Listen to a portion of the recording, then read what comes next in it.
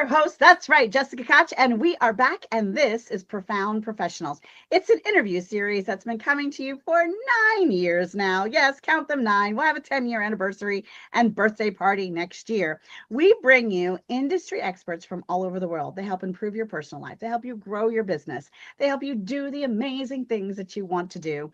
And today we have Murray. He is a brilliant expert. He is a retired finance professor and a frequent guest on talk radio, and he discusses economy solutions to the nation's financial issues. So if there are issues, then we've got solutions. I love solutions. They're awesome. Welcome, Murray.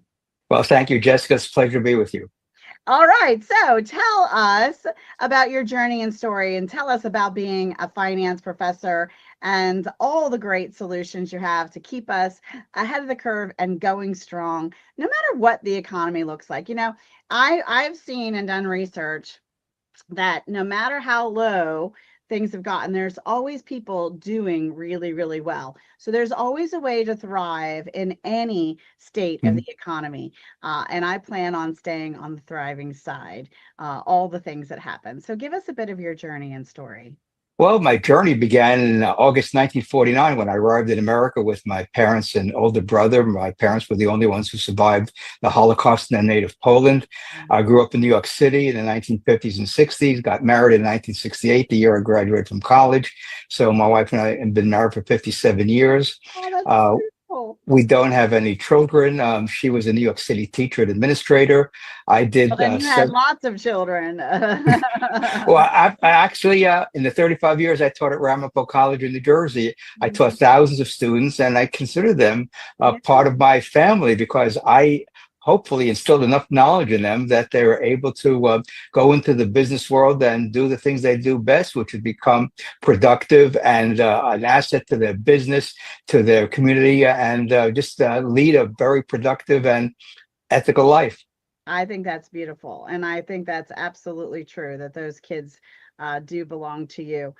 So talk to us a little bit more about being a financial professor and some of the solutions that we can put in place to stay on top of our game. Well, I was a voracious reader in school, and since I graduated in 1968, a long time ago when the dinosaurs were walking on the planet. Not quite dinosaur age, but well, anyway, the point is I've immersed myself in the knowledge of history, economics, finance, philosophy, other disciplines, and that's why when I taught financial history in the United States, it brought all those disciplines together to give students an understanding of how the country evolved from the lens of finance. And we discussed all the public policy issues that unfolded over time.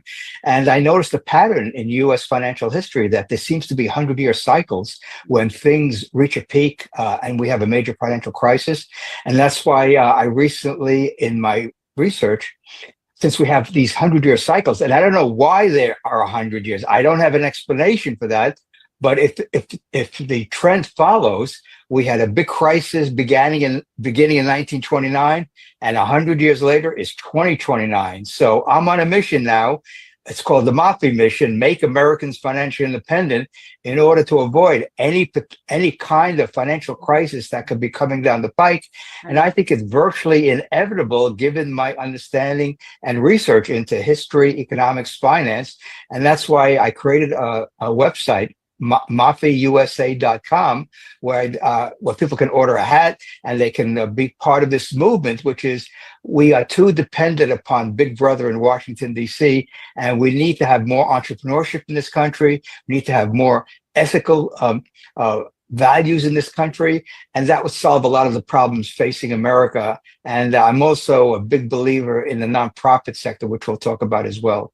Yeah, well, give us a tip that something that the entrepreneur, that soulpreneur can do to kind of give themselves some padding and insurance and protection as we roll towards D-Day of the 2029. Well, one of the things that I've learned, and it's part of my portfolio, is that you have to have a substantial amount of cash. That's up to each individual Mhm. Each family, each entrepreneur, each business. It could be 5% of the assets, it could be 10% of the assets, but you have to have cash because that's a cushion. And the other thing that cash does, which is a very wonderful thing, people who made a lot of money after the market crashed from 1929 to 1932, they had a lot of cash and they bought up stocks that were discounted 90% from the peak in 1929. And they bought up stocks and they made a lot of money in the 1930s, 40s, and 50s as they rode the stock market up during that period. So cash is a very important asset. Most people don't think of it as an asset, but it's a very important asset in any individual or business portfolio. Yeah, and it's interesting because even when things go down, they're always going to come back up again, like a rubber ball, like a bouncing ball. It's just, we're not giving you financial or legal advice, but I'm going to tell you what goes up must come down, what goes down must come up. It just, if you watch the history of, like you said, our country and finances and numbers and money and all the greatest times and all the lowest times, it goes up and down. And in all those times, there is still money, lots of it, and there are plenty of wealthy people. I love that. I love that advice is have some cash. And the other things that I think is, in my opinion, again, we're not giving you all that advice out there, but one of the other things that we think is smart is investing in actually gold and silver. Oh, I'm going to get to that. I'm glad you got to it also, because it's a very valuable asset. Again, there are some people that recommend as much as 20, 30% of your portfolio in precious metals. It's up to the individual. I can't give anyone advice unless I know them and I can sit down with them. And I just have a new website, meetmurraysabrin.com, where I could consult with people and do a portfolio analysis for them. Again, we can talk about fees and things like that on an individual basis. But the point is, I have the expertise, given my knowledge of financial history, securities and investments, to give people, I think, sound advice, unbiased advice, because I'm not selling anything. I just want people to thrive in this economy because there are so many uncertainties and so many tripwires that I see that I think people need to take action immediately in order to survive and thrive with what I see coming down the pike. So have cash. I also believe in diversity. My Yes. husband and I invest in real estate. We also invest in up and coming companies. We're in tech companies right now. We're also looking at some medical based companies. So, just having some diversity and multiple revenue streams and multiple places that you're putting your money to work for you, it has been a good idea for us.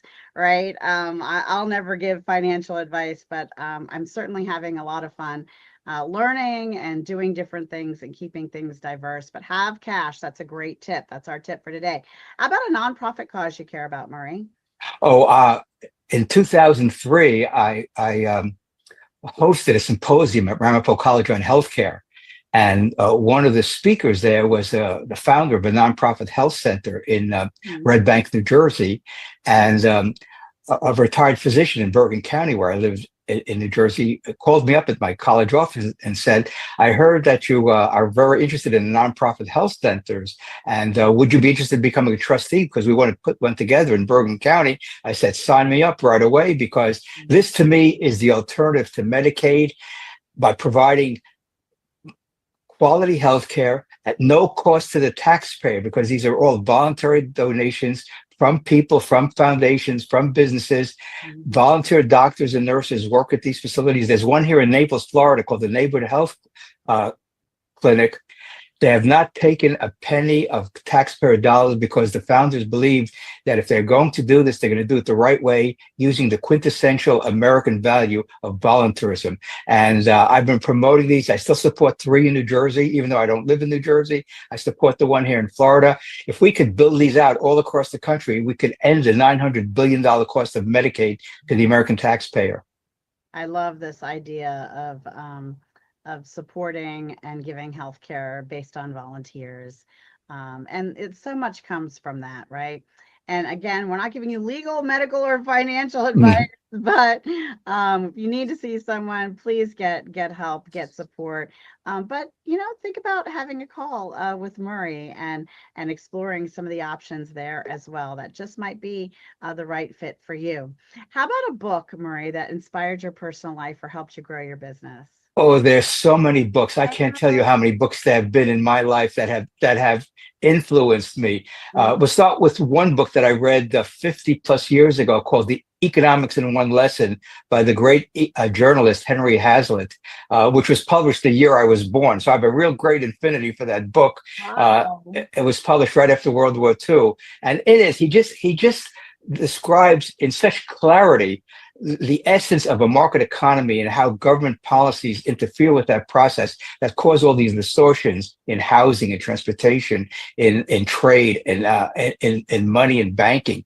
And it's just a wonderful, wonderful book. And I just can't say enough about it. It's still being published. It's around the world. You can read it for free on the web, called Economics in One Lesson by Henry Hazlitt. And I had the great pleasure of meeting him at a conference in 1974 when he was 80 years old, spry as ever, still writing. And he almost made it to his centennial. He passed away, I think, at age 97. And he was one of the great journalists that could really write so the average citizen could understand the basics of economics and how government policies interfere with the trade that we all engage in every single day, domestically and internationally. That's interesting. I've had another guest along this topic that I just am going to have to introduce you to at some point down the road. He had a great passion for getting our dollars and cents straight as a nation. So this has been a lot of fun. I want to talk a little bit more about your books. So talk to me about the books you've written. Well, the first book I wrote was exactly 30 years ago, 30 years and 6 months. It was my attempt to provide a roadmap to create a tax-free America where we would fulfill, I think, the values that's in the Declaration of Independence of life, liberty, and the pursuit of happiness. And if you have control over your own income and your own wealth, then you will provide for yourself. You become financially independent. You will provide for your family. You will be philanthropic in your own community. The old quintessential American self-help societies, the mutual aid societies, which are now called nonprofits. And that was my first book, a roadmap. And then I wrote a book on sabbatical that was published in 2018 with a very edgy title, Why the Federal Reserve Sucks. And in it, I go into the history of money and banking and point out that the Federal Reserve not only is the engine of inflation, but it causes these terrible cycles that we've had since the Federal Reserve was created in 1913. And then I wrote 2 books on medical care, one of how to restore the doctor-patient relationship, which is the foundation of sound medical practice. And unfortunately, we've gone away from that with Medicare, Medicaid, and employer-based insurance, and we need to restore the doctor-patient relationship. And the unfortunate thing about America is that we've undercut that relationship, and we're overinsured, we're over-medicated, and I discuss that in the book. And then I have another book for entrepreneurs, 2 books for entrepreneurs. One is called The Finance of Healthcare, to show entrepreneurs how they could provide medical care for their employees in a much more cost-effective way and have better outcomes. And the other one is entitled Navigating the Boom-Bust Cycle. Since the Federal Reserve generates the boom-bust cycle, entrepreneurs need to know where we are in the cycle and how they can thrive, even though we have downturns like we had during the housing crisis, the dot-com bubble, and so on and so forth. And then my last book is my memoir, My Journey in America, From Immigrant to Public Intellectual, an American Story, which takes the reader from my arrival in America in 1949 to my second political campaign in 2000 when I sought the nomination for the U.S. Senate. But in 1997, I became the first third-party candidate to raise enough funds. So I debated the 2 major party candidates at 3 debates. And I have in the book the letters to the editor in the state's largest newspaper, which pointed out that I won the debates handedly, but unfortunately the voters didn't see it that way, and they elected the incumbent governor. Wow, you've left quite a legacy of trail of books to support support and inspire so many for so many generations. I just love that about you, Murray. And thank you so much for being on our show today. I really appreciate having you. Well, thanks for the invitation, Jessica. If you're out there watching and you're thinking, wait, I'm an author of some books, I could do some things to help people improve their personal life, grow their business, have things in a better order and shine a better light on them, well, reach out to us. We'd love to feature you as well on Profound Professionals. But before we close our show out today, we would love a final thought from you, Murray, a piece of information or inspiration as we go today.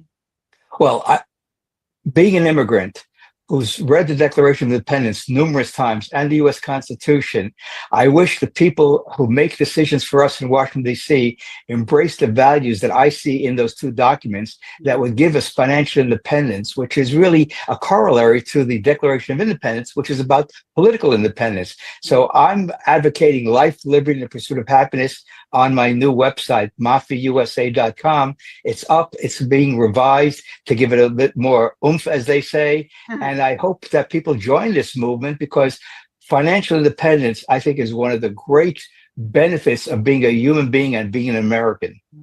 I love that. Thank you so much for being on our show today. I am Jessica Koch, your host, everybody, and this has been Profound Professionals. And until the next show, be kind to yourself out there and be kind to each other. Bye, everybody.